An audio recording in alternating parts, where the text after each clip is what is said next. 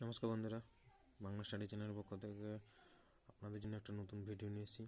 ভিডিওটি শেষ পর্যন্ত ওয়াচ করবেন, আর ভিডিওটি ভালো লাগলে লাইক কমেন্ট এবং শেয়ার করবেন। তো এটা যতগুলো আমি রিজনিং করিয়েছি তার থেকে এটা সম্পূর্ণ আলাদাই বলতে গেলে। এরকম রিজনিং আমি এই প্রথমবার আপনাদের কাছে তুলে ধরছি।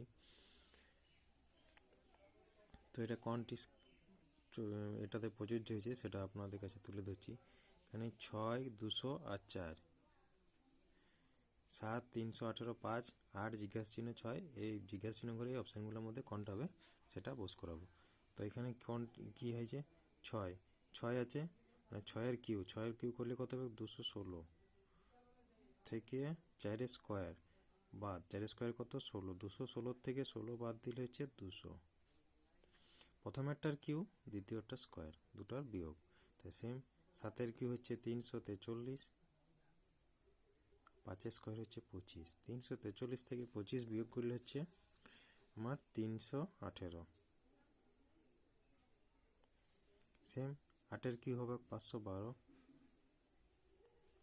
512 থেকে 6 স্কোয়ার বিয়োগ 36, 36 বিয়োগ করলে হচ্ছে 6, 7, 4, 476।